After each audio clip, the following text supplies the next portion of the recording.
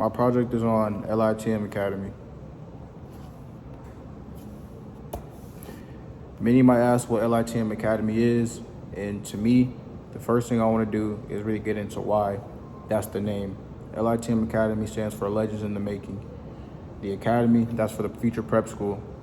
A little about me and the reason that I really want to do this. These are some of my leading inspirations. I got a passion for developing youth in sports and in life. I feel like sports gave me opportunity to overcome some circumstances and to create a better way for myself and my family, and just end up doing some things I really want to do with my life. I know sports helped me, and I feel like that could help a lot of kids in the future as well. The under-recruitment of Western New York athletics is a big thing to me.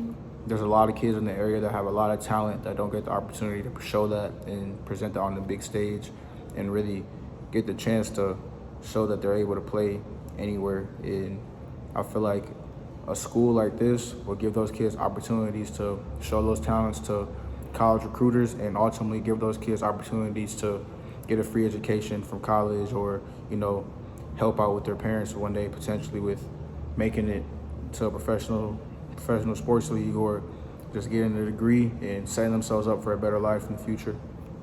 And I also want to bring more opportunities to the next generation. I feel like, as I said, this area is very slept on when it comes to college recruitment and the talent around the area. There needs to be somebody that's willing to and wants to help make it better and change it. And I feel like this academy was a great step in the right direction to do that. My mission statement, I'm going to read this, is at LITM Academy, we pride ourselves on inclusion, diversity, and support. We create opportunities of equity for our students academically, athletically, and as future leaders with real-life experiences. As you can see right here, this is the vision of what I want the school to look like. Very nice and renovated, up-to-date campus with a facility and a building big enough to be able to have whatever you need in there for the athletes and the students and the support staff as well.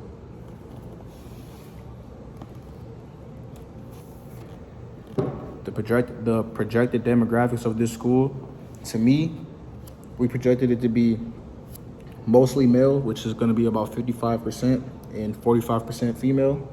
And then of that, we had 46 Black or African American students, 20% white, 9% Asian or Native American, 20% Latino, and then a 4% of multiracial and a 1% of everything else. Out of our demographics, 82% of our students receive free or reduced lunch, and 18% of our students, English isn't their first language. You can see this right here also.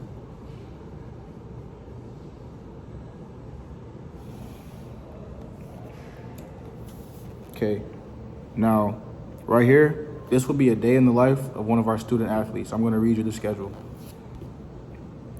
During the season, it's going to be a 5:30 wake up, a 6 a.m. breakfast, a 6:50 activation. Activation, that is where you go and you get ready for the day. That's where you go your pre-stretch and your pre-warm-up. 7 to 9 o'clock is strength and conditioning. Those 2 hours are going to be training and getting them ready for competition physically. 9 to 9:30, that is post-workout recovery. That's very important because that 30 minutes is very important to get the nutrients your body needs in that 30, because that's when it needs it the most to really gain what you got from those workouts and from that strength and conditioning that you were doing from 7 to 9. So that block right there from 9 to 9:30 is very important. 10 to 10:30, that's their free time. That's where they get to shower, get ready for class, get ready for the school day, everything about that. 10 to 12, that's their instructional period, which means that they have class with their tutors and their specialists to help them get their schoolwork done. 12 to 12:30, that's lunch. That's self-explanatory. That's their time to de-wind, eat, get some food in them. They get a 15-minute downtime because at 12:45 to 2:30, they finish their instructional time with school. So they'll have all their schoolwork done by the day. They'll have all their classes completed, all their tutoring sessions completed. Everything will be completely done by 2:30. From 2:30 to 2:45, that's the mandatory snack. You have to go eat something because you need to get ready for practice that day. And you need to fill your body with what needs to be in it, the proper nutrients. After that, 2:50 to 3 o'clock, that's the team meeting. You need to be in there ready to go, get ready for what coach has to say so you get ready for practice that day. And 3:15 to 5:30, that's practice. That's every single day. You're gonna do that. And then from 5:30 to 6, that's post-practice recovery. Post-practice recovery is probably the most important thing because you need to be ready to do it again the next day every single time. Make this a habit. 6 o'clock is dinner. You know, we serve them dinner every day. They come in and they get their meals. And after 6 o'clock, you're free for the day. It's a closer look at the schedule.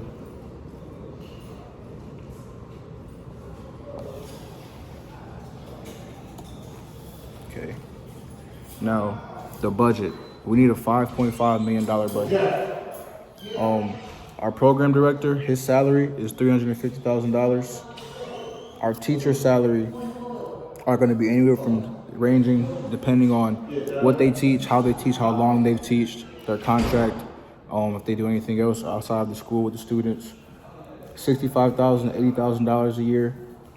The athletic staff stipend for the football, the stipend would be $550,000. For basketball, it would be $250,000. For baseball, it would be $125,000. For track, it would be $125,000. For hockey, it would be $125,000. And for softball, it would be $100,000.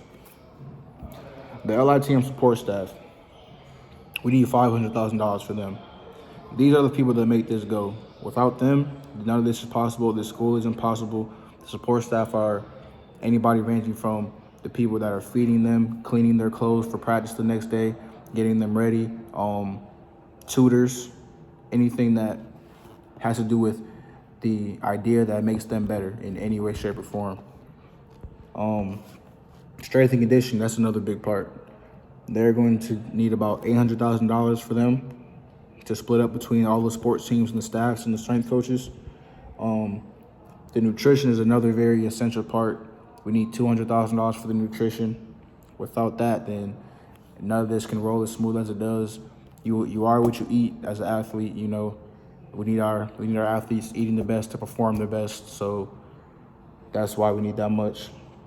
The technology is very important. Also, we need $100,000 for their iPads so they can continue to do their schoolwork while they travel to road games, or for other things that are going to help them as students and as athletes, such as huddle, film, things of that nature.